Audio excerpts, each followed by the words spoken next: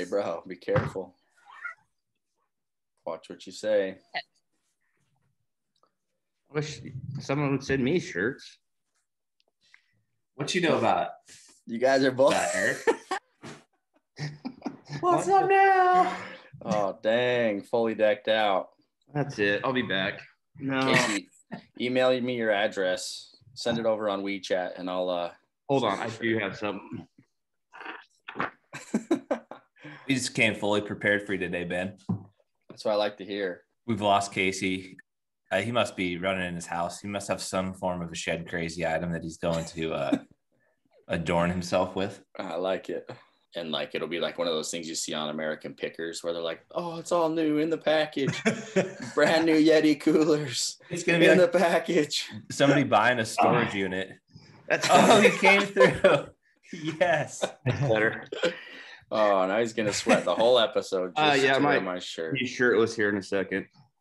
That's even better. That's a classic find. I'd forgotten about that one. I had to dive into the Christmas gear. Vintage. I think I have that stashed away somewhere too. It's a winner. Well, folks, welcome back to another edition of the Hushlife podcast. I think we're being fairly consistent. I'd say I'm proud of our accomplishments for where we are with this podcasting thing. We've still got a long ways to go. We'll continue to try to do better. But today's episode should be fun. It's a good one. We have a very close friend.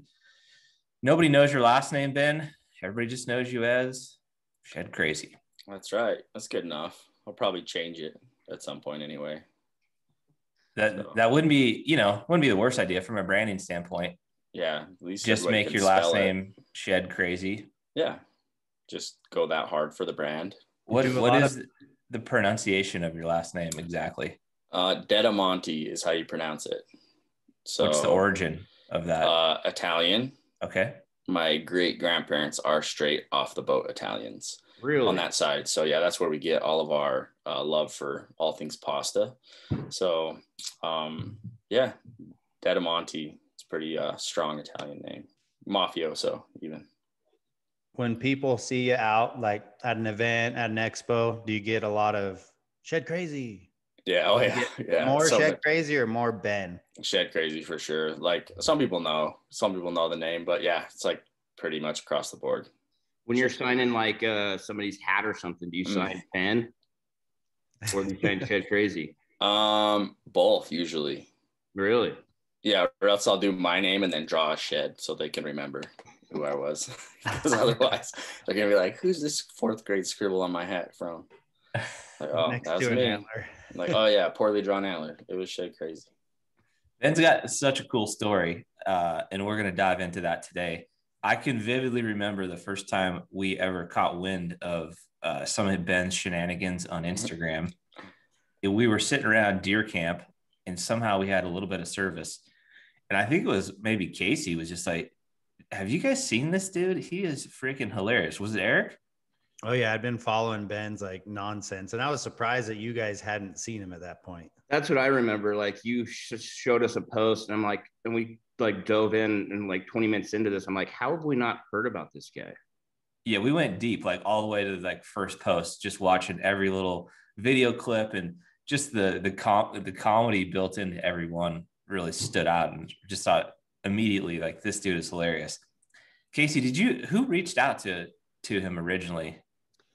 I can't remember the story exactly. I know we were headed to Colorado to do our annual like semi-live hunt. I think I was in the truck with Eric, and somehow we got a hold of you. Is that correct? Yeah, it was something like that. Like I think I got a couple DMs maybe from you, Casey, and then I think from Eric too. And just kind of leading up, I remember Casey sent me one, and he's like, dude, you got to keep going with this thing. So I'm like, oh, okay. I was at work. I didn't have anything else to do. So I just figured keep rolling with it. But yeah, then we kind of had like, I can't remember. I started kind of poking fun at you guys one day. Well, you guys messaged me. You're like, dude, roast us. I was like, okay. So we started going back and forth on the stories, just a random day. And then it kind of turned into a phone call while you guys were driving out to do your semi-live series in Colorado. I just kind of put together a stupid story series about playing along that I was going with you guys. That's what it was. You guys started like You're like, who is this dude? Like, we don't even know this guy. And it's serious. I think I got like 3,000 followers on Instagram that day because it just blew up. People still talk about that. And that's hilarious. It's pretty funny. I remember, the Derek Chester. Was Chester. It Chester? Yep. And that was another great one. Yeah, that still is around. People still like, I'll see it in comments and stuff every now and then. Yeah. So what was that story, Eric? Walk us through that one, because that was another just like super funny moment. The Derek Chester, I don't know where you came up with that. It was in that same back and forth when we were like we were going at each other on the stories one day. And I started calling Casey Kaysen and everything. And then I was calling you Derek Chester and all the posts. And then I was calling Brian Ryan or something, but it just stuck. That one just stuck. I think it was, you called me the skinny guy that drinks coffee. Oh yeah. Skinny guy. No Brian. name. Yeah. That's it. There's Casey and Eric and the skinny one. Yeah. I remember now. Yeah. I rolled all the way back on our DM thread on Instagram, because this is where I remember it all starting. So February 21, 2015, I get a DM from Ben, which I think your username at the time was something different. Wasn't it Vendetta or? It could have been. I can't remember. I probably changed it pretty early on. So his first message to me back in 2015 was, "Hey, let me know when you get your firebull hunt up on YouTube. I run Utah Monster Bulls on Facebook, and I will help get the word out." So me just like literally didn't know who this was. I was like, dude, that would be awesome. And I would appreciate that a ton. I'll send you the link as soon as possible. Should be up next week. Clearly never sent the link. He's like, right on. I finally got to see him at the expo. He is an impressive bull. Yeah. Anyway, so we had some back and forth in 2015, and then it ended. And my first response to him was August 3rd in 2016. And this is when Instagram stories came out, and Ben was just doing the funniest, like, short stories. So that's when I said, dude, these are cracking me up. Keep posting. And then from there we went on. It was August 29, 2016. I bet that's when we were up at deer camp, maybe. That was, yeah, for sure. He said, thanks for posting my video. I wondered why I had like 30 new followers all of a sudden. So Ben, walk us through kind of like your background. But like, obviously we met you early on when you're just kind of like dabbling in Instagram, kind of a lot of sketch comedy based stuff, a lot of poking fun at people in a like a kind way, not like in a super aggressive negative way. But what was your background? So my background is poking fun at people in a super aggressive and negative way, but I think I just grew out of it a little bit. But I was just like born in Southern Utah, and I was like kind of raised around these diehard big mule deer hunters, you know, and the culture down here of hunting was just always super aggressive. Like everybody's screwing me over. Everybody's trying to kill my buck. Everybody's trying to follow me to my spot. That was like the way it was down here. And I always like hated it. Like I wanted to kill big stuff too, just like everybody else, but I couldn't stand like the culture behind hunting down here. And that's why I loved like when I got into social media, because like it gave me an outlet just to like poke fun at people. And like people used to have a lot better sense of humor on social media. Now it's like people get pretty aggressive. And I think early on, everybody kind of knew it was a big joke. And so it's funny because like all I ever wanted to do was hunt, but I had this job that I like hated, and it gave me a ton of free time. And when Instagram started happening and started rolling, like I just took it as a chance to start poking fun at people, but also posting stuff that like I was super interested in, like shed hunting and hunting stuff. And it just kind of snowballed into this thing that I never anticipated. Like I never had any plans to do this for a career. Like I never thought that it was an option. I always wanted to, like I always wanted to do it more, but it was like almost a happy accident. And a lot of it was just because of you guys and because of friends along the way who just like showed me that it could be something more than something I did at work when I was bored, you know. But, you know, I just grew up wanting to hunt everything that I could, and somehow this dumb app on my phone made that happen. So this is weird. I love this, that you said that, because I remember like there's a couple of pages out there that kind of started out similar to yours, like kind of just like poking fun at people and stuff. And then for whatever, and there were pages that like we would like laugh at and like kind of DM back and forth with, and then they just started taking themselves way too seriously. And now they just like go hardcore on everybody. But you've always just kept this really light spirit about it. And, you know, a lot of the stuff you say is funny. It's true. People can laugh at it. Even like the one that I always get the biggest kick out of is the one you did about Steve Rinella and Doug Dern. Yeah.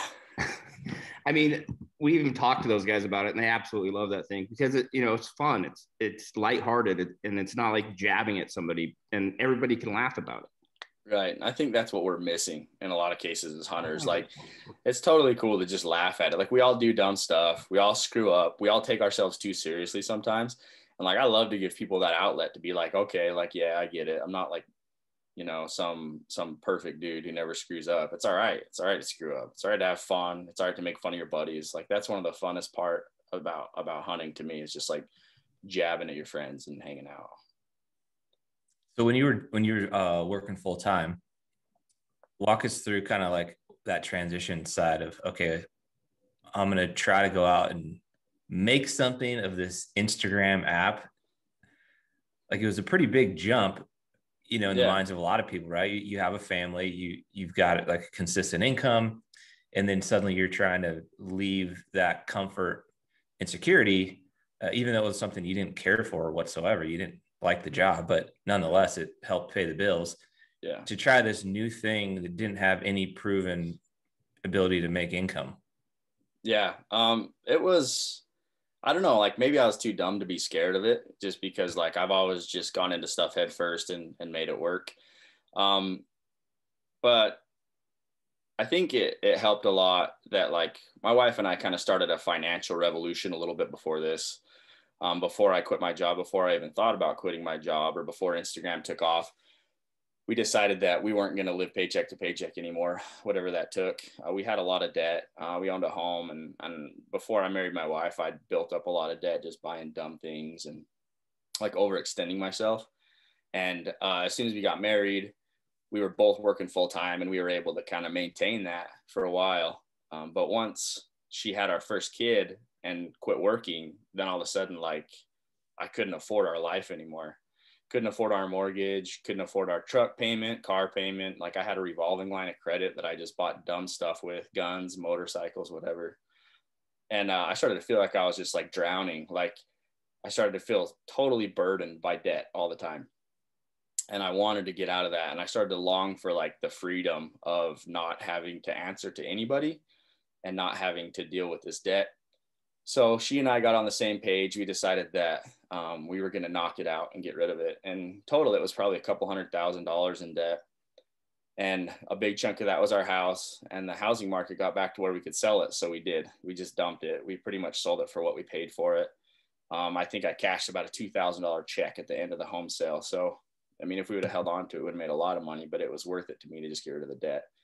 And we started just trying to knock out our debt.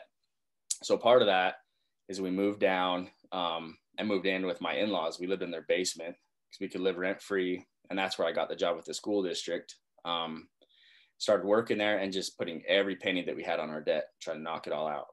And we did. Like, I think between everything, we paid off like, I can't remember, 37,000 maybe in 6 months. Wow. Just selling everything that we could. Selling all my antlers. I sold like 3/4 of my guns, just sold all my toys, my 4-wheelers, everything, and then paid everything off that we could. And we got 100% out of debt. And then that totally just opened my eyes to the possibilities. Like, when I truly realized how much money I needed to live on, then it was like, man, I can do whatever I want. So I was working as a janitor at this high school, and it gave me so much free time. And all I did is screw around on my phone. Like, I would get into work, I would do stuff for like an hour, and I would do this job that I didn't enjoy. Like, it was a fine job, it was a stable job, and then I would just sit on my phone for like 7 hours on my shift and just come up with stupid videos and drink rock stars and like get all hyped up. So, I mean, I didn't really even think of it as a possibility of a career until it started to grow, until I started hanging out with you guys and seeing what it could be, and seeing you guys, like, in my mind, I mean, you guys at the time had like 100,000 subscribers on YouTube and like 50,000 Instagram followers. And I was like, oh my gosh, you guys are huge. Like, they're freaking doing everything. They made it. I'm like, I'm seeing a little bit of traction here. Maybe I can try to do what they did. And so that put it in my head. It was just you guys. And I started talking to my wife about it, and I talked to her about it a lot over the course of about a year. And finally she told me, she's like, you either have to do it or you have to shut up about it. Like, I can't stand it anymore. So we were driving down the road and she told me that, and I called my boss right there and I put in my 2 weeks. Instagram, I think I had about 18,000 Instagram followers. I had one paid sponsor, which was Mountain Ops. They were paying me just a little bit of money. And I was like, yeah, whatever. Like, I could see the seed planted and I thought, okay, I can jump and I can go with this, even though I had no money. But I had a pretty decent amount of money in savings. We saved up a good chunk before I quit. And January 21st, 2017, pulled the plug, walked out the door and never looked back. So when you finally pulled the plug, you had one very small source of income, certainly not enough to do much off of. What was like the initial plan for you to essentially, you know, at least make enough to support the family? Like, what was going through your head in that situation? So my wife and I sat down and structured it out. My wife finished her degree, so she had a degree so she could be a teacher. So she decided to start working a little bit as a teacher. She had a part-time gig at the time. And then I decided I was going to try to pick up enough antler to pay our bills. And it's not really like a realistic thing. It was a little bit more at the time, like you could find more sheds back then, but that was it. I was like, if I can go every single day and go hike for sheds, I should be able to make, my goal at the time was $100 a day. If I can make $100 a day, I can pay what's needed for our bills and we'll be able to get by. And then you add to that the little bit of income that I had, I would make a little bit of money doing shows and stuff here and there for companies. And I thought between all that, we'll be okay. Just to go back real quick, if you guys have never seen this video, Ben actually filmed a video of his last day at work before he took on this new project of doing social media full time. It's honestly, I think I've told you this numerous times, Ben, but if I'm ever feeling like uninspired or kind of like feel like I'm in a rut, I always go back and watch that video, because to me, that's just like the pureness of taking a risk and trying to make something work. And so if you guys have never watched it, I'm going to link it down below. Make sure you go check it out. I think it's a great video. We get a lot of people ask us, you know, like, how do we start YouTube? Like, what do we do? Like, it's a great video just to inspire you to, like, it's kind of like, to me, it almost seems like Ben's why. Like, he was in this place that he didn't want to be anymore. So he wanted to try to better his life and do something that he really was passionate about. So go watch the video. You'll appreciate it. Trust me. Thanks, man. And I got to thank you guys too, and Eric, because the day I was quitting my job, Eric called me up. I think it was probably the first time we ever spoke on the phone. And he's like, are you really quitting your job at Shed Hunt? And I was like, yeah, dude, I'm doing it. And he's like, you have to vlog it. You have to film it. He's like, you have to film you walking out. That'll be powerful for people. And that was the first pretty much like real YouTube video I ever made, was just punching out and quitting and telling people like what it felt like. And I'm super grateful to Eric, because, you know, if he didn't call me, I wouldn't have filmed it and I wouldn't have that, because it's something that I like to look back on too. Yeah, that was something I remember like clear as day, because when you told me you were quitting, I was like, I'm going to call him and like see what his plan is, like see like what his strategy, let's see what he's got lined up.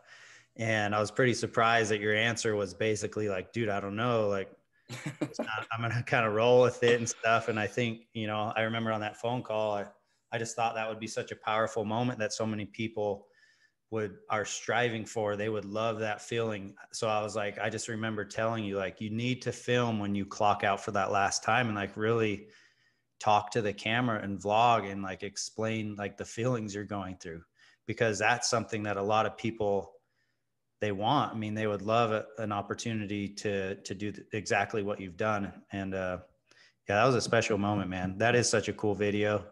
And when we talk, even still to this day, we bring that up quite a bit. Like, dude, remember, you know, when you just clocked out for that very last time and you haven't looked back. And that's one thing I really appreciate about Ben's journey is, you know, I really appreciate the fact of like getting out of debt and kind of like teeing it up financially, but also not being afraid to take that risk.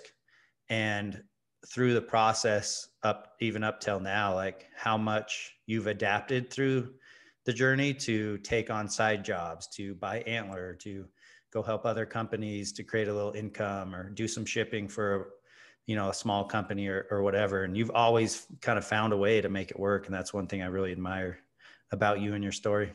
Thanks, man. It's, I think, you know, the four of us are super fortunate where we literally get to wake up and do something that we really love. Like, we have full control of our days. We don't have to report up through anybody. We've all been in those positions that we absolutely despised, worked in an environment that we hated, but it was just necessity to support our families in a lifestyle. And I think, you know, to Eric's point and what Ben did, having a plan is so important if you want to have an exit strategy. And so many folks struggle to, you know, invest the time on the front end to turn, you know, your essentially like your plan A into action. If your plan would be you want to go do something else. We talk to so many folks that have great ideas to start their own businesses, but what they're not able to do is get to the point where they can take that risk. Right. And so many folks will often say that, man, well, I just can't leave my job right now because I really am dependent on that income. And it would just be impossible to make a transition. But I think in all stories of entrepreneurs, there's a big amount of time that leads up to that transition and that jump off stage where you really do have to, like, you know, take the risk. And in Ben's case, with his wife's help, you guys really got into a financial position over, you know, potentially a year, several months, to where you could take the risk. Right. I think that's so important. If you're considering switching careers, or you're just super unhappy, you've got to, like, you know, prepare for the opportunity for the risk. And that sometimes gets overlooked. The preparation side of it is key, you know, and I think we've all experienced that. Certainly we did. Building the Hush brand is, you know, for a lot of years, it was just, how can we scrounge up enough income to get Eric's salary paid for? And hopefully one day, maybe all of us could try to do this thing full time. And over, you know, a long period of time, we eventually put ourselves in a position. But had we not tried to have a strategy and a plan, you know, chances are we wouldn't be doing it full time right now, and it'd still just be kind of a hobby. So kudos to you guys for, you know, getting to a point to take the risk. The risky part, I think, is the easier part. I think the hard part is preparing for the opportunity to take the risk. Yeah, it is. It's a long buildup. And like, I look at your situation, being like your journey, I always thought it'd be so much harder to leave a good job. You know, if I was making good income, if I was like happy or whatever, like at least with the income, I think it would have been a lot harder to pull the trigger. Like, it's pretty easy to walk away from something that you don't really love or that's not paying you well. So I have a lot of respect for you too, man, walking away from a career that was like just paying you very well. That's hard. It's harder to do, in my opinion. Yeah. I also think there's something to be said about what you talked about, like when you started getting rid of all this dumb stuff you were buying. Because I was in this kind of the same boat. You know, I worked at a place that paid well, but I didn't love it. It was a place that I didn't think I could work for the next 25 years. I couldn't see myself checking into that time clock every day for the next 30 years and then hopefully retiring. And so what I did was I started buying a bunch of dumb things that I thought would make it easier to show up to that place, like trailer houses, four-wheeler, new truck, whatever it might have been. And then you find yourself in this place that you're not only unhappy with your job, but now you're stuck to that job because you're having to pay for that stuff. So like Brian was saying, the hard part, I think, in your story was preparing yourself to get to that position. But I think you could probably attest to this, because I know I did. Like, after I quit, started doing YouTube, I had to get rid of that stuff too. I realized that wasn't the stuff that made me happy. Like, having freedom of not having to show up to this certain place because I was, you know, marked down on the schedule to show up. That's what really made me happy. Sure. Yeah, 100%, man. I agree. Like, that's been the biggest thing for me, is just that wake up in the morning and decide, like, this is my day. What do I want to do? Like, yesterday was I don't even know what day it was. Monday. And like, we just took the kids to the lake and hung out all day. And it's like, no pressure. I didn't have to ask anybody for time off to be here. And neither did my wife. We were just able to go just like hang out the whole day with the kids. And I look at that, like, that never would have happened in my past life. I never would have been able to not be at work at 3 p.m. on a Friday, you know? And so it's cool. I think the big key that I've realized, and I've shared with a lot of people, is you can always go get another job. You know what I mean? Like, once you take that leap and you follow something that you have passion behind, which, you know, naturally you're going to work harder at something that you love. You just are. Mm-hmm. And if you have that drive and determination, you're essentially just betting on yourself. And I'd rather bet on myself than bet on, a third-party company or, potentially getting stuck with different leaders that you absolutely despise working for. And that's just what I've always kind of had in my mind when we walked away from, different corporate jobs to do this was, if it doesn't work, I can go find another job. Like, oh yeah, you're not, I'm not going to end up homeless. Like, we're going to be okay. Right. And to me, like, that is totally worth the risk, because you're really not out much. No. Did you ever, I remember when I left the steel mill, my goal was to never have to go back to the steel mill. And so I found myself, I've had a lot of dreams, probably for the first year after quitting, where I would be at the steel mill, but I would be trying to hide from people so they didn't know I was actually there.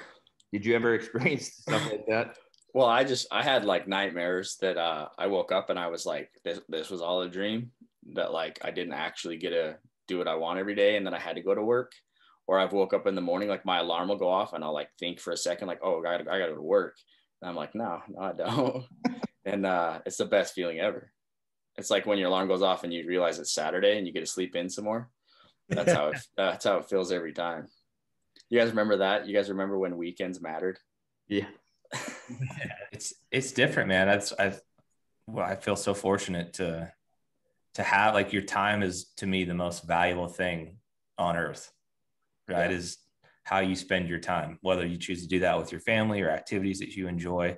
And if you're, tied to a job that you just really don't like, that is a significant amount of time that you're just not maximizing whatsoever. And I get it. Like, sometimes you're stuck in it, but I would just encourage, if anyone's listening or watching and you're in a position that you hate, or you work for a boss that you hate, like, there is an out. I promise you there's an out, but you got to put a plan in place together. And that plan has different time cycles. In Ben's case, it was maybe about a year or so before you were able to like hit the exit button and go.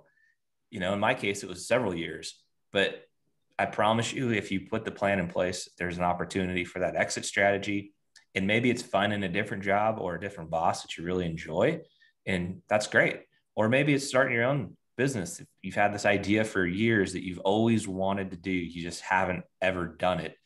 Make the plan to put yourself in that position. I promise you, having the time and the autonomy to live your life how you would like to live it, and you're not just kind of stuck in this, societal cog of working for some company or some person that you just don't like, you'll never regret taking a risk on yourself. I'm just so passionate about that notion.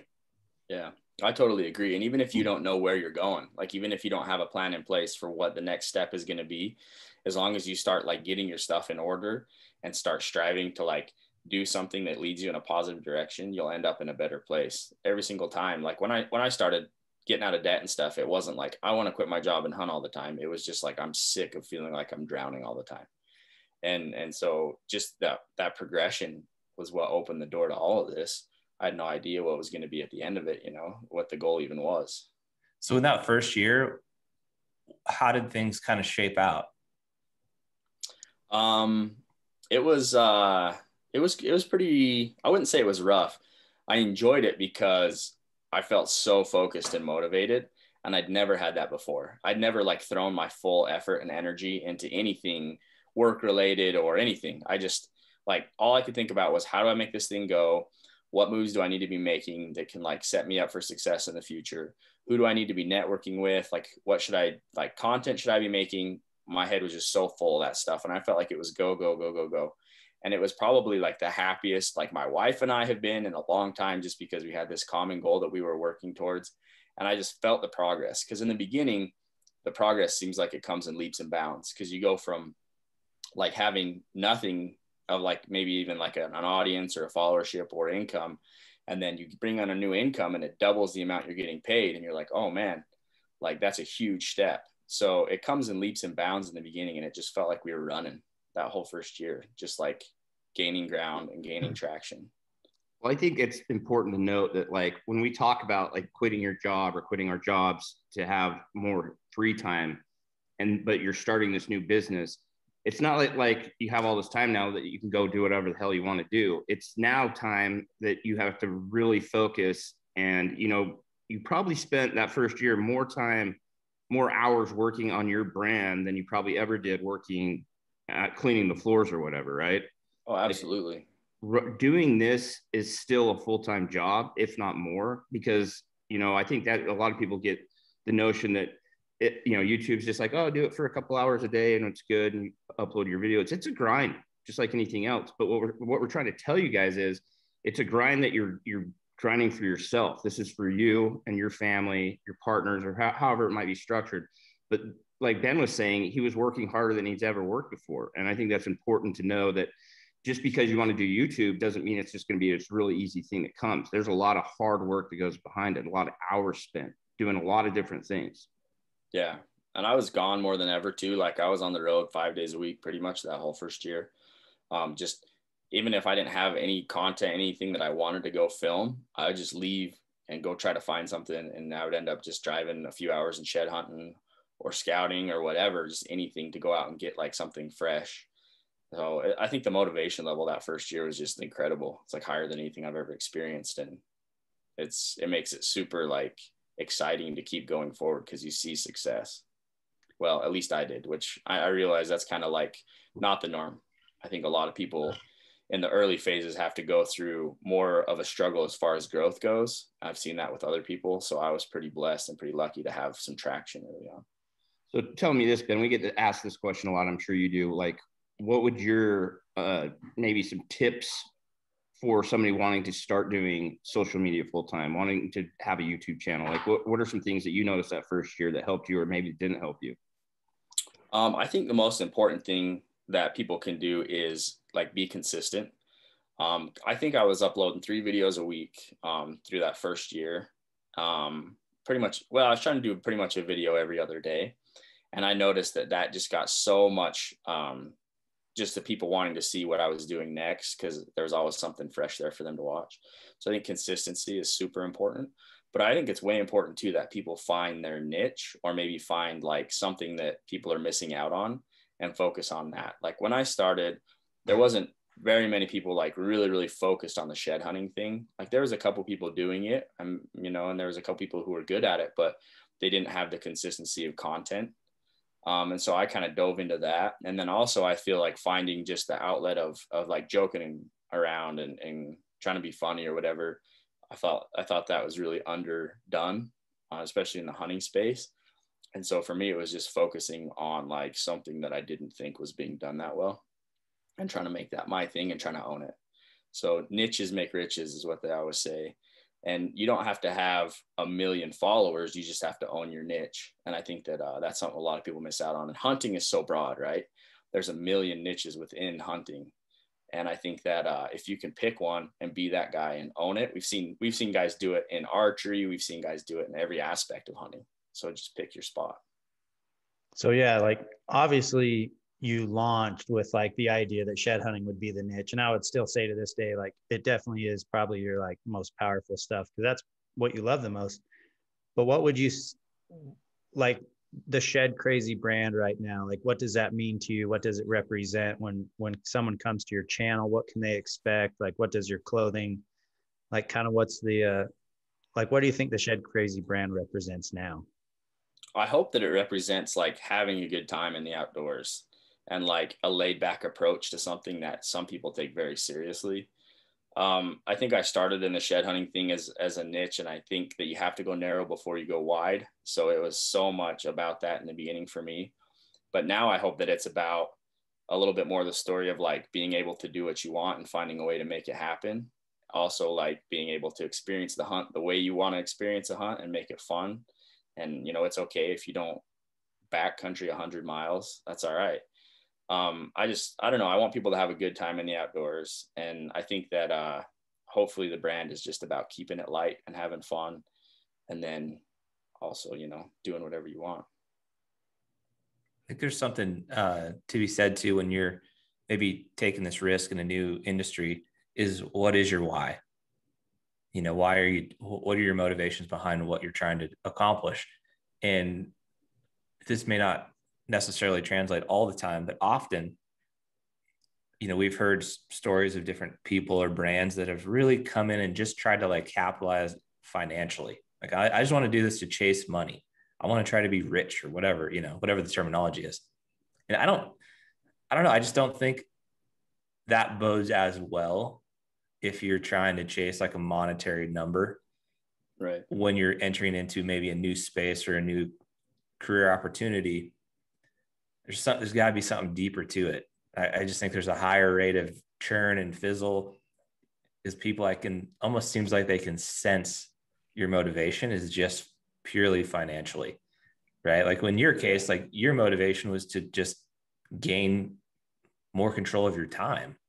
Yeah. And have this lifestyle where you didn't have to report into a school every day. You could, essentially work from your home or out and about shed hunting, and you didn't have those restraints of a physical location tying you down. I think, if you guys are thinking of some kind of an entrepreneurial endeavor, identify what the why is. Like, why are you wanting to do this? What is the root cause behind the move or behind the business concept?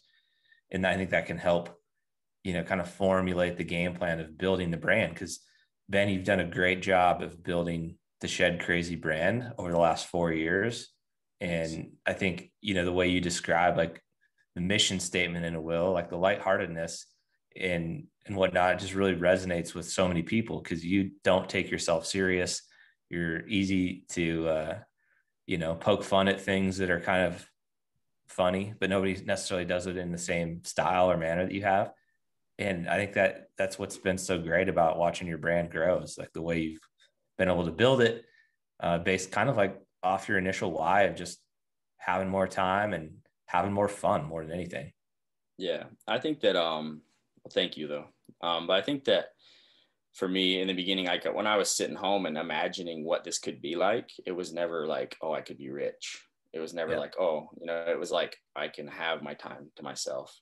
I can decide. I can spend time with my kids when I want to spend time with my kids. Like I can, spend time with my wife when I need to, be home when I need to. But then also like, I always just kind of ached for freedom. Like I always just wanted to be in charge of my own life.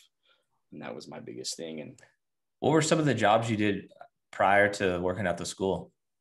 I worked for my dad for 8 years. He made headstones. He just recently retired, did granite work. So I actually really enjoyed it, because I would travel all over the Western US sometimes and install headstones. I was the installer. So I would go all over, drive a lot. And a lot of my passion for shed hunting came out of that, because I would stop while I was delivering headstones. I would take an hour and go run up a ridge, like just pull off the side of the freeway and see if I could go find an antler. I found a lot of antlers on the clock. I don't know. My whole story is probably like about abusing my position as an employee to shed hunt. Not a great employee. I really wasn't, man. Like I really wasn't a great employee, but I enjoyed it. I enjoyed spending that much time with my dad. Like it's hard to work for your dad too, but I did that. I went to school to be a paramedic. Just as a random caveat, at some point in there, I did my basic and advanced EMT, and I was going to go to paramedic school, and basically just decided I didn't want to. Got burned out on it. I did finish work. I was a framer for a little while. So a lot of different construction. I did lawn care. I've done a lot of stuff over the last several years, but the longest stint was definitely the headstone thing. I think I did that for 8 years.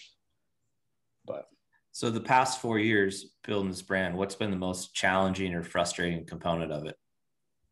I think dealing with like the platforms like Instagram and YouTube and how they've changed over the years is frustrating, because I came in with a lot of organic growth right off the bat, and my pages would go really quickly. My YouTube was growing quickly, and Instagram and stuff. And then they just started shutting down how much of your audience you can actually reach with a post or a story.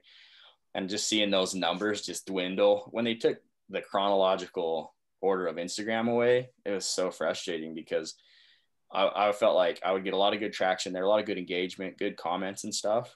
And then these people who I've been engaging with for years on social media, all of a sudden they're just gone. They're not seeing posts anymore. And I felt like it really like wrecked the community that I was trying to build. So there's a lot of frustration with that for sure. To the point where I feel like they have the ability to stall you out if they want to. And that's frustrating. Mm-hmm. Yeah. We've been talking about that a lot lately because, you know, obviously we're all experiencing that. But I think even more so on YouTube for us, it's just like, at first it was cool because you could just put your stuff out there and your audience would see it and find it, and new people would see it and find it. But now, like you're saying, it's like they're almost put handcuffs on us. And I don't know if it's because of hunting. I'm sure it is partly because of that. But we're definitely, I think it's time. I've always said like YouTube's the coolest job in the world, but it's not YouTube's the coolest job. Just being able to share our content's the coolest job. And so Right. I think we're to a point almost start like looking at other ways to do that. Right.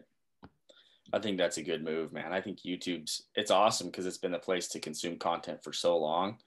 But I want to support companies that support us too, man. I would love if we could find a platform or somewhere that we could help build a platform and bring people there, and who also has our back, you know, and cares about sharing our content. Like, hopefully that exists somewhere, but I'll probably just sit back and wait for you guys to find it. And I'll go there too. Appreciate your honesty. Just follow. I know you'll do a good job. That's what I've been doing. Just follow the playbook, baby. Well, people underestimate the power of the playbook, man. It's a real thing. That's all I've been doing. That's awesome. Yeah. One thing I wanted to bring up was like your lightheartedness, and a couple things that, you know, come right to my attention is your ability to take serious situations and make people laugh.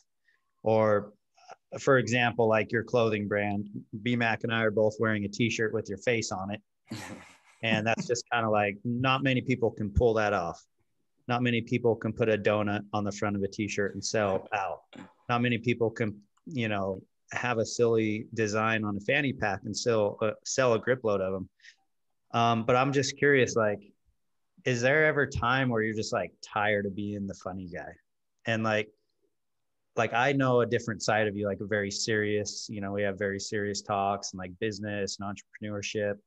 And I think there's a lot of things that people may not catch when they come to your brand or see your channels or platforms, you know, because you're a very accomplished hunter at the same time, been consistent over many years, killing bulls on open bull units and plenty of deer and plenty of species. But is there ever a time where you're just like, I'm not in the mood to be funny, to crack jokes, like, and just be more serious? Yeah, like I think it just kind of comes with the mood. Like I think it's easy like on social media to be the funny dude or whatever, because it's just kind of what I've always done. But like in, you know, relationships with friends and family and stuff, yeah, there is a time where it's just like, I don't feel like trying to be funny right now. And like sometimes you'll meet people and I feel like there's a little bit of pressure to like crack a joke or do something funny, but that's just like, I've always felt like that as a class clown. Like I felt like that the whole way through school, that it was my job to like entertain the class or whatever. So I don't know, like it definitely, I don't always feel like being funny. I don't always feel like cracking jokes. Like me and you, I mean, you've seen those conversations and stuff. And I think that, yeah, sometimes I get like tired of it, but it's always what I come back to because it's who I am. Like I love to make people laugh. I like to joke around. I like to be lighthearted. Like I might have a lousy day or a time where I'm sick of it, but like I'll always come back to it just because I feel like it's who I am. Yeah, makes sense. Cause like just small talk, hanging out, for example, hanging out with Ben at deer camp. I mean, it just comes natural to you to be witty, to say funny things and comebacks. And it's almost like, how does he think so fast like that?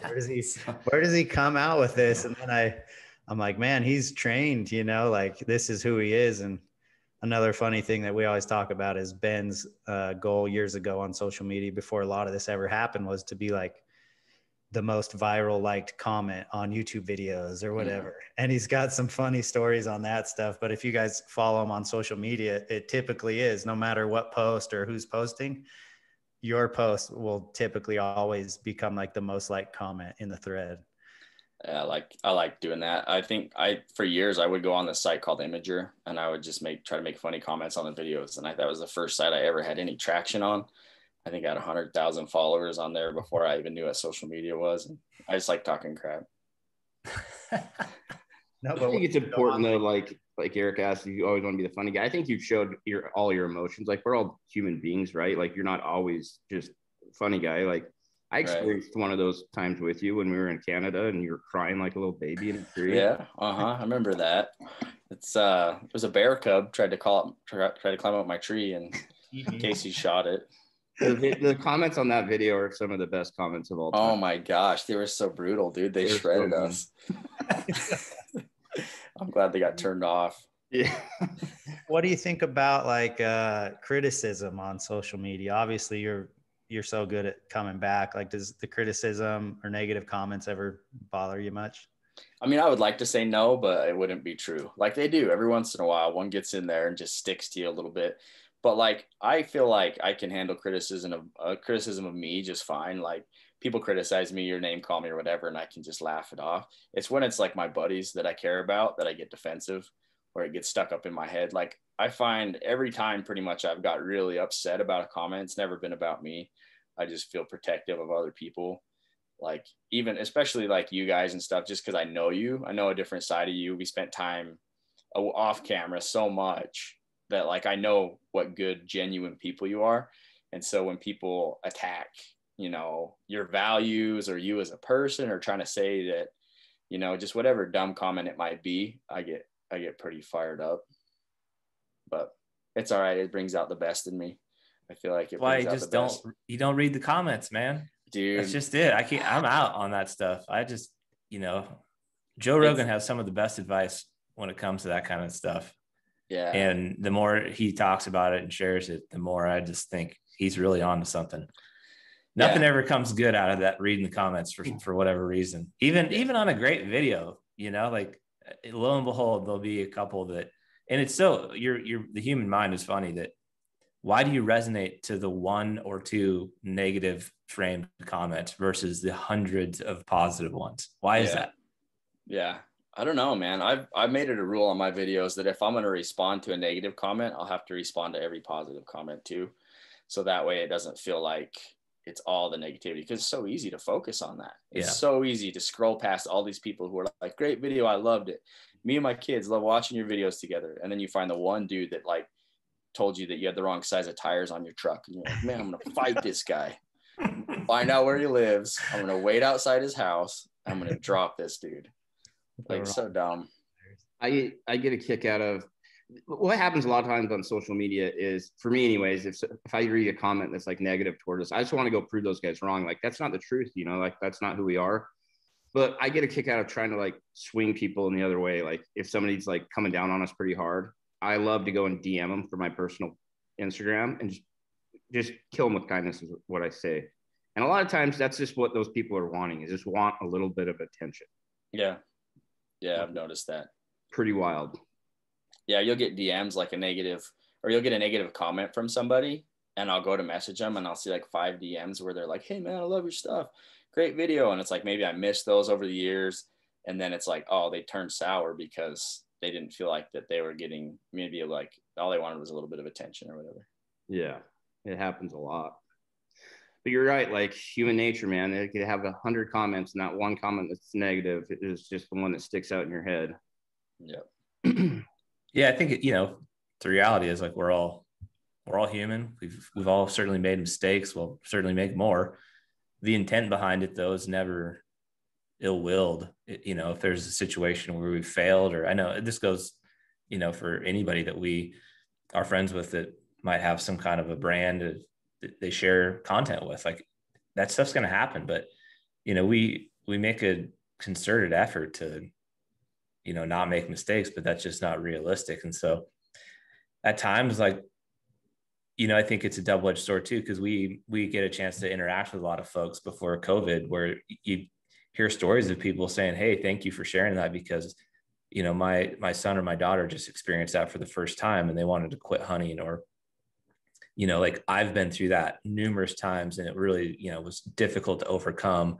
And so I think there's those wins that are probably more powerful than, unfortunately, maybe some of the negative critique that comes on there. It's easy to be an armchair, quarterback when you're watching anything, whether it's a sporting event or, what have you. You're constantly, able to critique the coach or the players and, second guess why would you do that in that situation. But, when you're in the moment, all you're trying to do is execute whatever it is you're trying to accomplish the best of your abilities.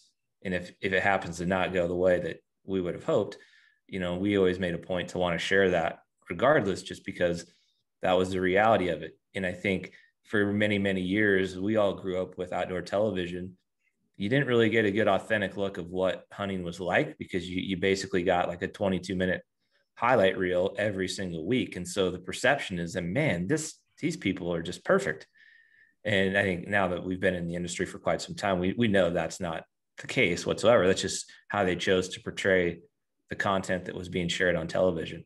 And I think that's why YouTube has grown in a way that it has, because there's so many great content creators out there that are sharing a more authentic approach, a realistic approach, which includes failures, setbacks, challenges, errors, you name it. But that's very, very relatable for the majority of the people. And I think ultimately is, although it's hard to share at times, it probably serves the hunting community better. Yeah, I agree. I think that people want authenticity instead of a polished thing, and I love the guys that do both. They present like a really fun to watch video. I think that you guys, like the last few years, especially the quality of content has stepped up so much, and then you've managed to keep like the authenticity. So I think that's why people will continue to attach themselves to your brand and what you guys do. No doubt Logan and Martin and Matt have all elevated the final product, certainly over the years, it's fun to see kind of the evolution of even, the way content's been shared on YouTube has changed a lot in the last 5 years. When we first started, man, we were just like handheld camera, GoPro, shaky Smash footage. the like button, subscribe. Yeah. It's funny to see the evolution of that. Yep. So that's been cool. This is going to be year 5 of Shedcrazy.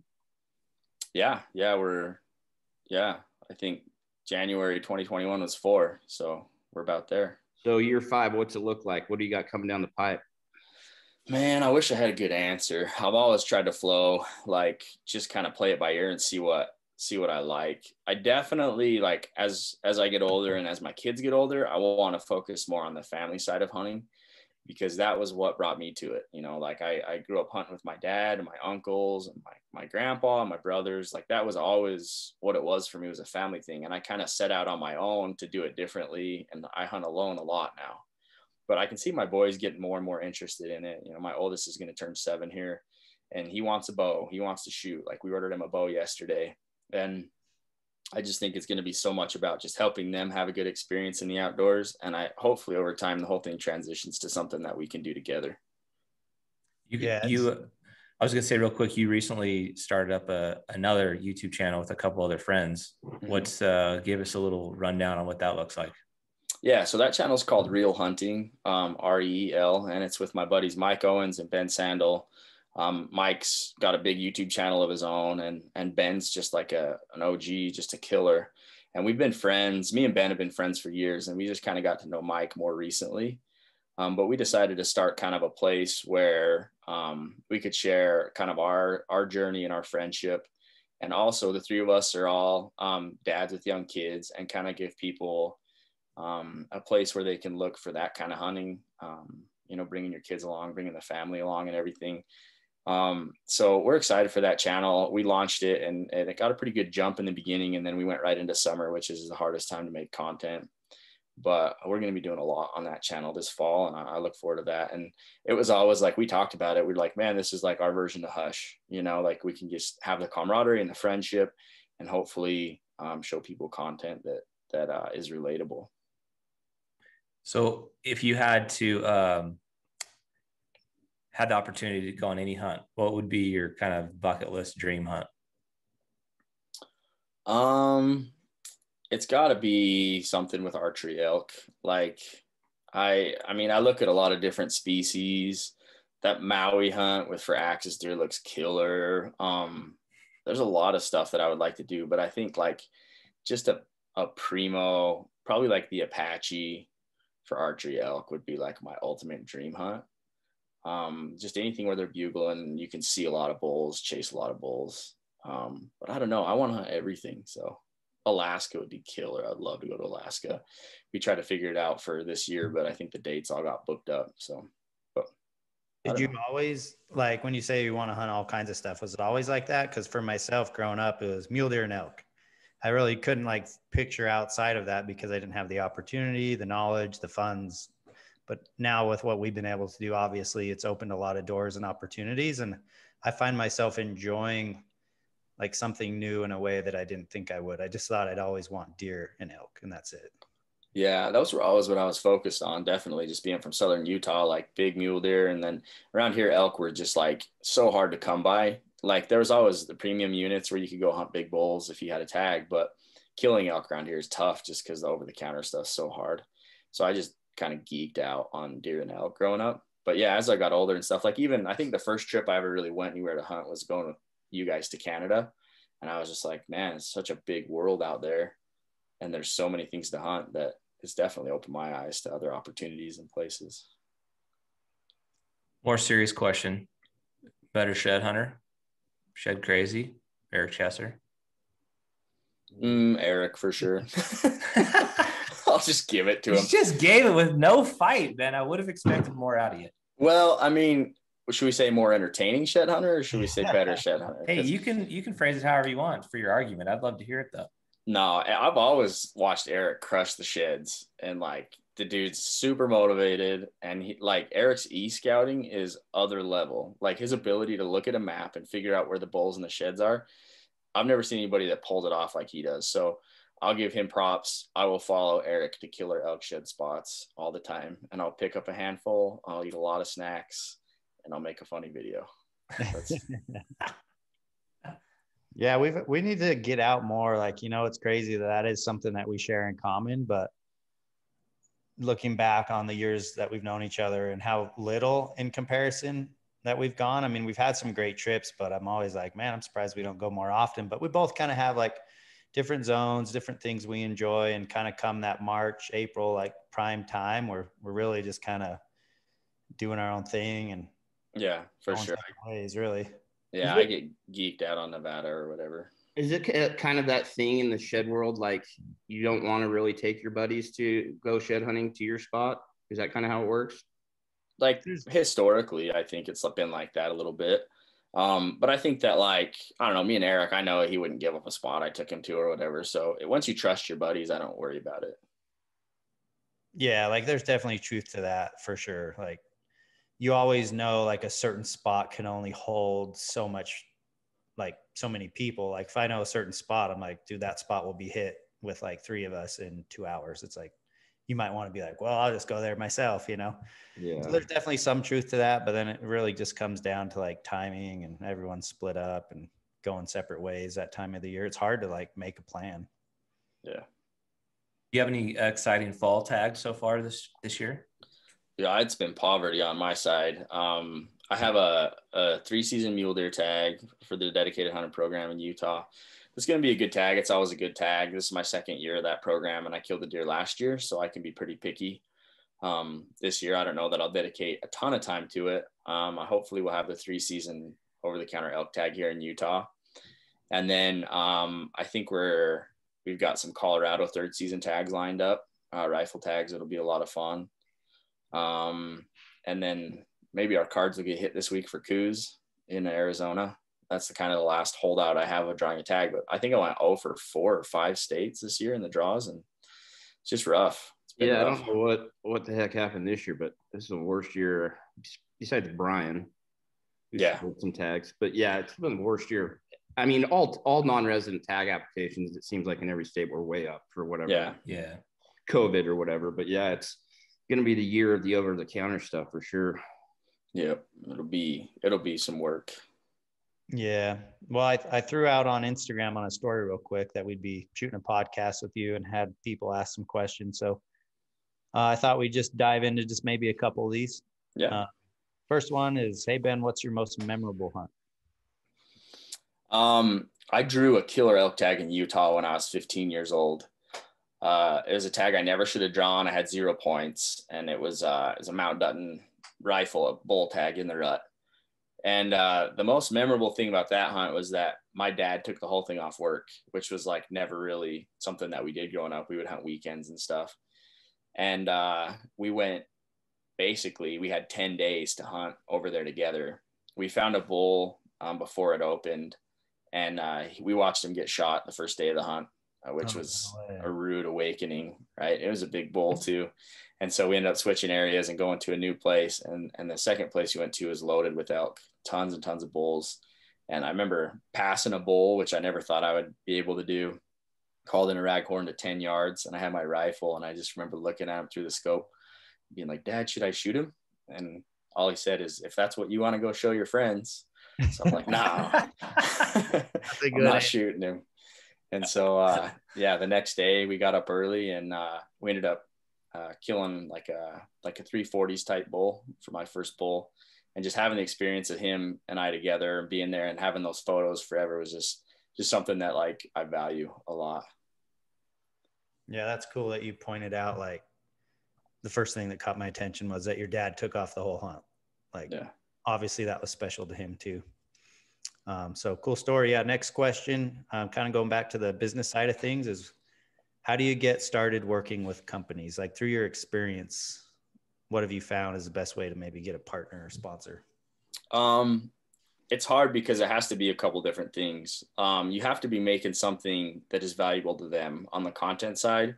So whatever that is, whether that's YouTube or Instagram, I mean, there needs to be a reason for them to want to work with you. And then more importantly, or equally importantly to that, is you need to get to know them. And I think the best way to do that is through events and through networking.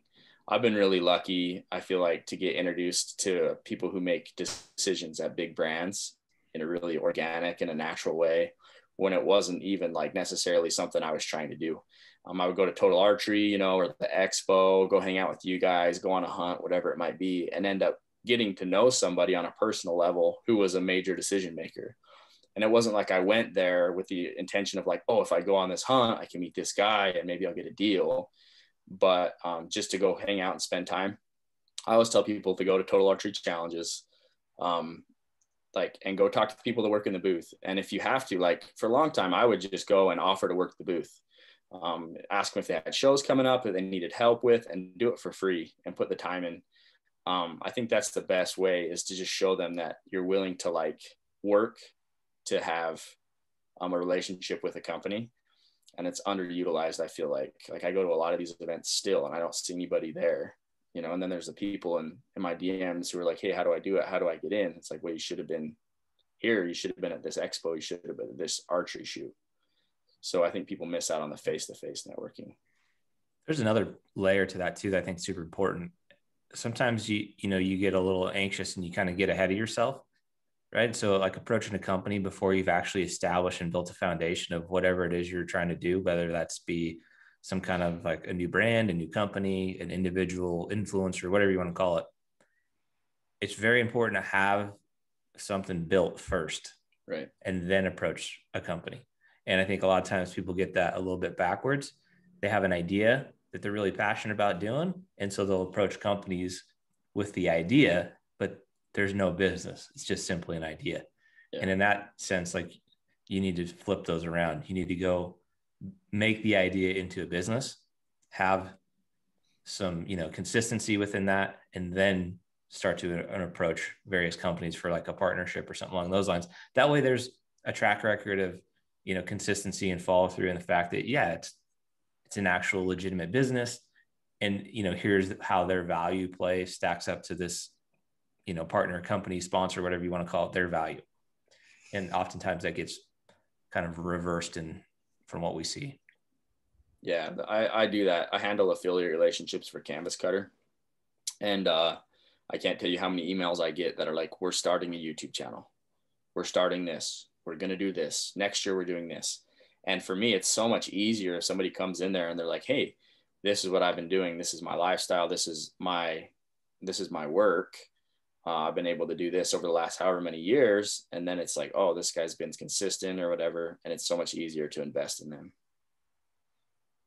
Yeah, it's kind of like their resume. Like I've said in the past, like what they have to offer and built up to that point is kind of like their resume. You can look and see like, wow, you've really gained, loyal following. You've got consistent videos up for 6 months, a year, etc. So that really proves that you're on board, not only because you might get a sponsor, but because, you're doing it for another reason.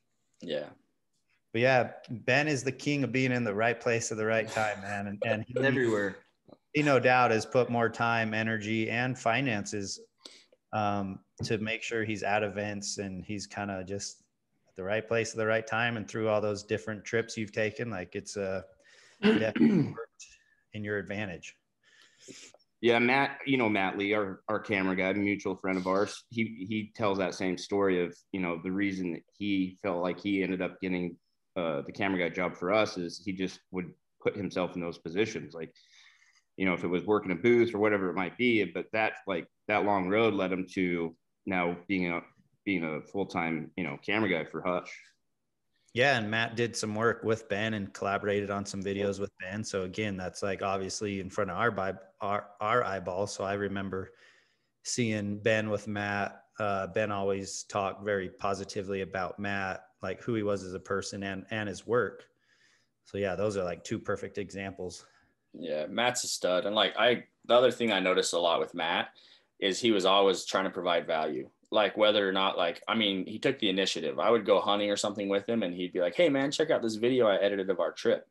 And it'd just be like a dope, short clip that I could share on social media or whatever.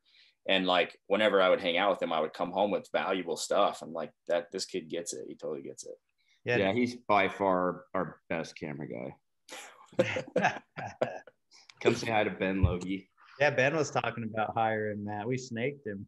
I know, I was. I want you to give me an honest review because you've had some haircuts in your day. Hey, Logie.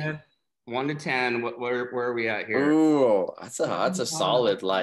You look like you could lead the Mohicans into battle. So I'm gonna say that's solid, dude. That's like a 8.7. Rookie score. When I went in, all I said was fast. That's what you came up with. Hi, Ben. Hey. Ben, a bigger question. Favorite energy drink? You've kind of got a little thing going right now. I don't drink energy drinks. What's the top scoring one? Oh, that's so hard, man. I think it's definitely got to be a Monster. And I think it's going to be probably the watermelon Monster Fiesta. And that the Ultra Watermelon. What's that score? That's like a solid 9.2. Whoa. 9.3. Yeah, it's hard. I don't go over 9 very often because, anything over 9 usually is rookie scores. And then you never give a 10 because what are you going to do if you try something better? You can't go over 10. It's rookie. One drink, everyone knows rules. So That's if there's right. 100 energy drinks, which there's probably way more, how many of them do you think you've drinking? Probably at least half. Really? I always go out of my way to try them. If I see something I never seen before at a gas station. The hard thing is I don't drink sugar, so I'm really just doing the sugar-free ones. And so there's a bunch of sugar ones that I haven't tried yet. So what a funny transition. We've gone from the beginning of Shedcrazy, from Little Debbie's brownies and that being the center focal point of your brand at one moment. And now you've become the energy drink scoring system. You're probably patenting an energy drink scoring system at this point. Yeah. But what's with the transition? What happened to the Little Debbie's? I'm missing those. Quit eating sugar. Yeah, I did. I quit sugar. So I quit sugar almost 4 years ago, which is something that most people don't know about. And it was just because I'll just say my family are genetically prone to being large people, right? My dad's a big guy. My brother's a big guy. My little brother, Rocky, was even a big guy for a little bit. He's pretty skinny right now, but we all kind of fluctuate. And my dad started, I don't know, we just started worrying that he's getting older. He's a big guy. And one thing that we all decided we could do to help our health and our weight was quit sugar. And we've all been all or nothing, right? So it started out as a bet between my dad and my brother. And they're to see who can go the longest without eating sugar. And after they've been going for a year, I decided I was going to hop in. So they've been going for a year longer than us on this, but we do have some breaks in there. Like once a week, you can eat sugar for 1 hour. That's the way it works. So then you just break, you know. Yeah. What's your go-to sugar break then? Dude, so lately it's been rainbow sherbet with dots, the gumdrops in it. What? That's my go-to lately. Like I got to where I can't eat like real rich chocolatey ice cream, makes me sick. So yeah, I eat sherbet. We were at a friend's cookout. Sugar Jay invited us over to his house, and you know the meal was fairly clean, like fried catfish, lobster. I mean, all kinds of like really healthy food, and we kept it pretty simple. But when Jay said he's got this homemade ice cream, I see Ben whip out his phone, and I'm like, "What are you doing?" He's like, texting the family, like if any, you know, seeing if everyone wants a sugar break. Is that how it works? Like you guys all have to agree? No, so we have an hour you can use whenever you want through the week. But if you like want an extra allowance for something, you're like, I'm having a bowl of ice cream, then you can hit the text. And most of the time, everybody's cool about it. So walk me through this. You have like a time parameter, or is it just like a calorie parameter? No, it's a time parameter. So if you want to go ham, dude, you just go ham. But dude, I can't eat it like I used to. Like I'll make myself a huge bowl of sherbet and I'll be like, yeah, and I'll eat like 10 bites of it, dude, and I'm done, wiped out. I remember St. George 2 years ago. We were hanging out and you had your hour, and I polished off a baker's dozen of crumble cookies. Oh, dude, we went hard on those crumble cookies. Yeah, those are good. That's a good hour. It's worth it. So it's 1 hour per week, and just you can feast on any amount of sugar possible. Yeah, you can. I usually try to keep it chill. Like I'll just like usually use it when we're out to dinner and get dessert or something.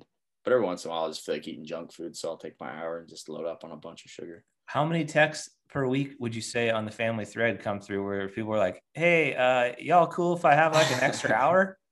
Most weeks, none. Like usually like maybe once every 3 weeks or something, somebody will be like, yo, it's my anniversary. Can I do something extra or whatever? So that's cool. We're all keeping each other accountable. Yeah. What kind of, I mean, aside from, you know, maybe the obvious, what are some things that you've noticed happen from not consuming so much sugar, just as like side observation? I feel just like better. I feel more alert and I have more energy and stuff. The main thing is though, for me, like I'd wear boots all day and then my toes would get numb. And like lately I haven't, like since I quit that much, I haven't noticed it at all. Like no numbness or anything in my feet. And I know that's like a pre-diabetic thing. My biggest fear is getting diabetes. Like that's something that my grandma really struggled with. And that's something we were worried about with my dad. But since he has quit eating sugar, like I don't think he has any of that stuff anymore. That's cool. Yep. It's a weird thing. It's so weird. Like to your point, Eric, like Little Debbie's was basically like part of your brand. Well, I was so worried to tell people about it for a long time. I remember. You're like people were like gifting you Little Debbie's and you're like, man, I hope they don't get mad if I tell them like I don't eat these anymore. Yeah, I would just like take them. They would bring them to the expo and I would just stack them up and give them away because I didn't know. But it was a specific Little Debbie's, right? Cosmic brownies. Cosmic brownies. That's right. Yeah, which is just what happened to be in the vending machine the night I made the video. And whoever, I was forever branded, you know. So dang funny. Eric, you got any more questions for Ben on socials? Yeah, on the social stuff, man, like I'm curious because you definitely had a period of time where you got to be like on the outside, right? Like you saw what it was like for businesses to start on social media and gain traction, like Hush and, you know, other platforms that were starting to grow at the time. So you were on the outside. Now you're on the inside. Like what was different? Like, did you think it was less work? Did you think it was more work? Are you finding yourself like, what did you learn through the process of kind of like what you thought it was on the outside versus now what it is? I think that I had the misconception of it being like all fun. Like when I looked at what you guys were doing or other successful YouTubers and companies, I just thought they must just play constantly. It just feels like a vacation all the time. I don't think that I understood the dynamics that come with having a partnership either, which can be tough, man. It can be tough to be in a partnership. And so I think like looking back on it, I assumed it was a lot less work and a lot more fun. And like, it's still, I get it now. It's still fun. Like it's still enjoyable. I'm still passionate about it and stuff, but the amount of work that it takes to sustain a successful business in this industry is something that I don't think most people understand. Everything from, you know, everybody understands, I think, filming and editing and travel and stuff like that. But then the back end of it, you know, like with all you have to do with like the designing of apparel and the figuring out partnerships, and then the expenses that come with travel all the time and equipment. And I mean, there's just a lot more there. The budgeting that people don't understand, the taxes. So I think, yeah, just the amount of work that it takes to keep it successful. Yeah. And so you're just recently dabbling in like the partnership, but you know, Shedcrazy, really, that brand is you. Like you are the website guy, the social media guy, the upload guy, the edit guy. Like, do you find it like we got each other to lean on, you know, during our, you know, when we lose motivation, or if we just feel like we need to uplift, like we get on a weekly phone call, we kind of get rejuvenated. What do you do to kind of keep that self-motivation and keep the momentum going? I definitely just lean on other people. Like, even if, you know, they're not partners or whatever in a business sense, like just good friends like you guys. I can always call Eric if I'm feeling bummed out or just like unmotivated, or I'll call or text anybody. Or I think that kind of like keeps me going. My other partners in real hunting too, like it's good when you can get on a group call and get remotivated together. Like I never had that before. But I think like the downside of that too, like with partners and stuff, it's super easy to like let stuff slide because you think they'll pick up the slack. Like it's easy to not be as vigilant. Like with Shedcrazy, I felt like this is all on me, whether this sinks or fails, and that accountability made me motivated. So I don't know, I guess there's give and take with all of that stuff. Are you in a, I know we've had some talks, but like, and I'm pretty sure I know the answer, but are you in a position this year to bring on your brother as an employee? Yeah, that's the plan, and I'm excited about that. I don't think from a financial standpoint it ever made sense until maybe last year, this year. But I am excited because I think that bringing him on will create even more opportunity and income. And I think that the step it will take up my content, I think it should step it up enough that that it'll be nice. I'm looking forward to having somebody, and I think he'll be the guy. Like my brother's a motivated dude. I think he'll be a good fit for the brand because I think he'll inspire and push for more consistent content, which is what I've kind of been struggling with lately. Just you know, the boredom of summer and also just like the motivation of stuff not doing as well on YouTube and Instagram.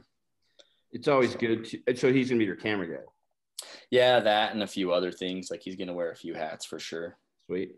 Yeah, I think it's important when you bring on especially if you've been trying to film yourself and you bring on somebody, like it gives it a whole new perspective of things. Like he's gonna see things differently than you did. Yeah, for sure. He's going to show me from the neck up or something besides the neck up too. Everybody's going to know that I got love handles. God, we've never seen below the waist. I don't have any legs actually. Yeah, that's super exciting. Good for you, man. Super proud of all the hard work and the consistency over the years, and to be in a position to, you know, kind of bring your brother on board and maybe free up some of his time and passions and everything else. Like that's pretty special. So thanks. Good for you, man. Looking forward to it. I appreciate it. Yeah, congrats, dude. That's a big step in your business, is being able to afford an employee. That's going to the next level. But yeah, just kind of wrapping this thing up, man. I know that we kind of like showed you the playbook or whatever you want to say, but you still, so you know, like you inspire me for sure. I go back and watch that video a couple times a year when I'm feeling burnout, and we just appreciate your friendship, man. Really do. Appreciate it. Appreciate you guys too, man.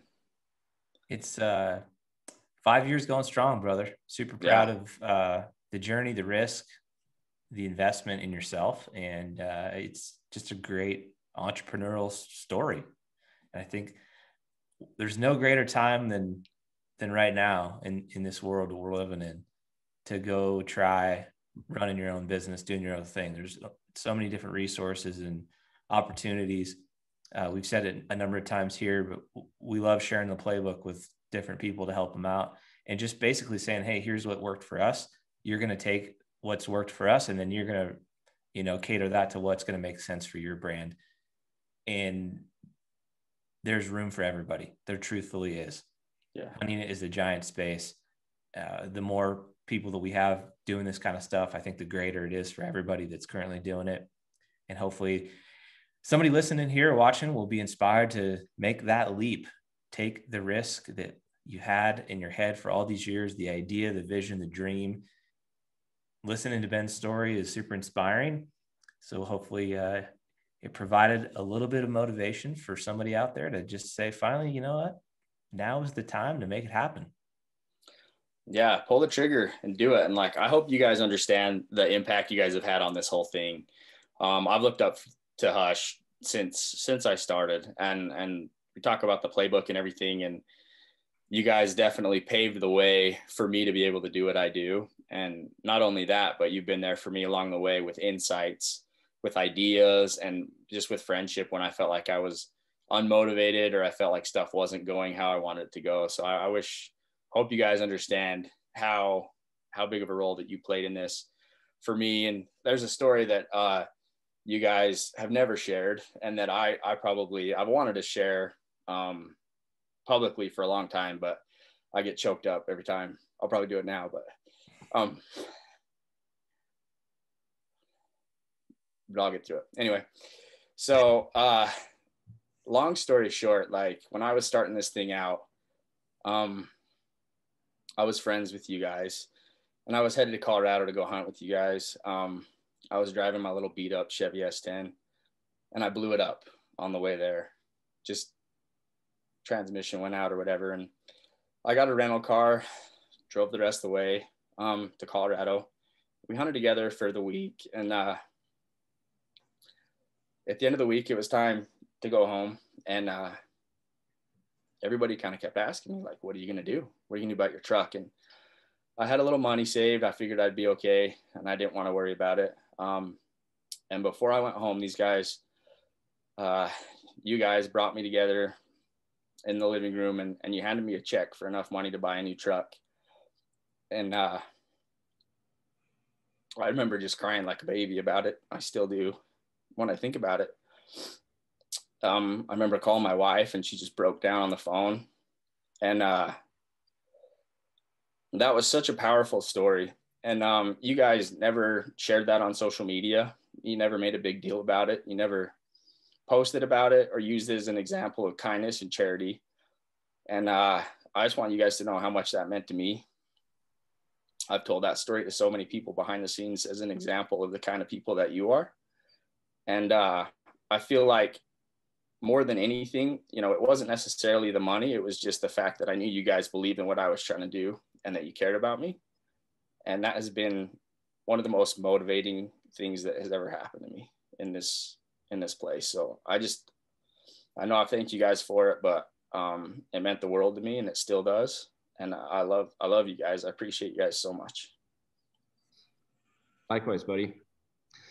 Likewise.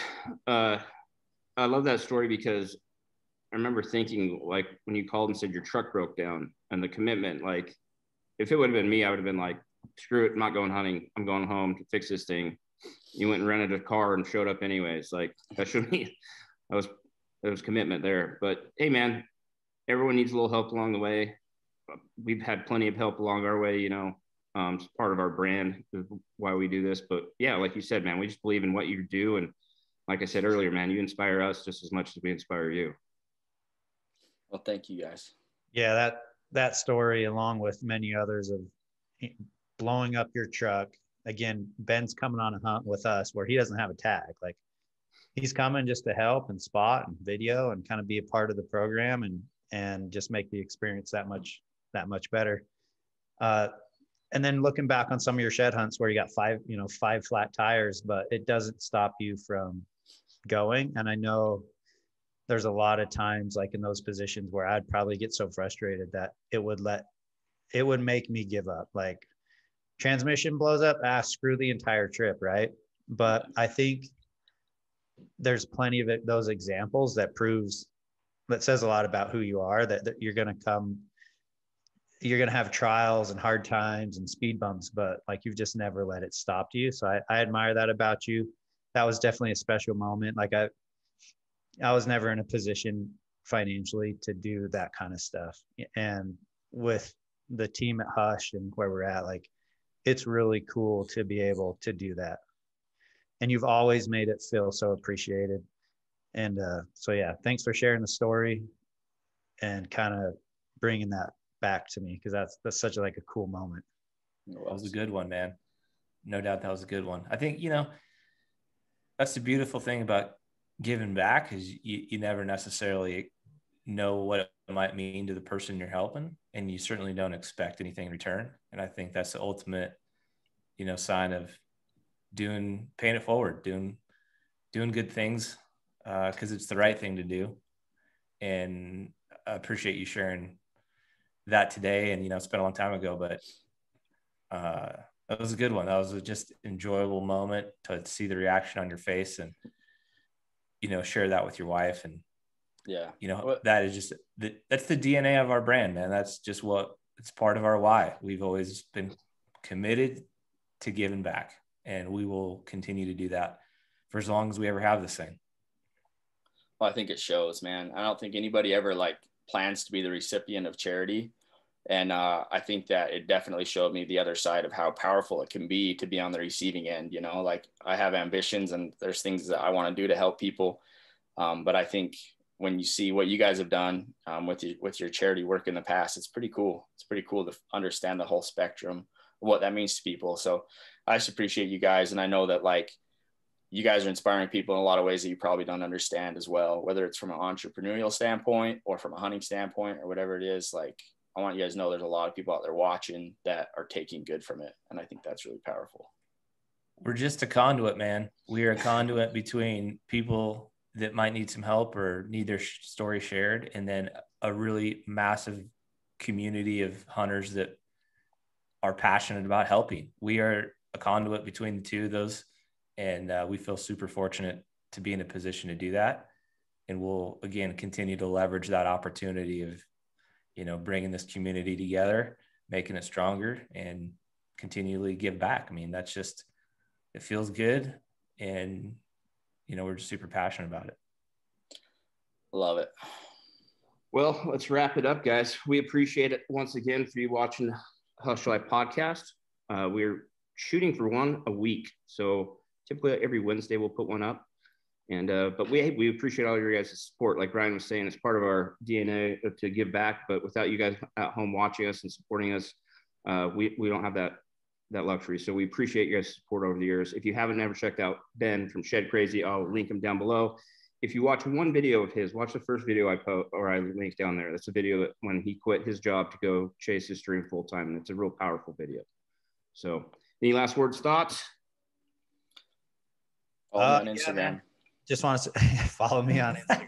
He's always got to give himself a plug. Little plug. He's so good at throwing that in there. All our hunts. Like, dude, what do you think of that buck? Hey guys, follow me on Instagram.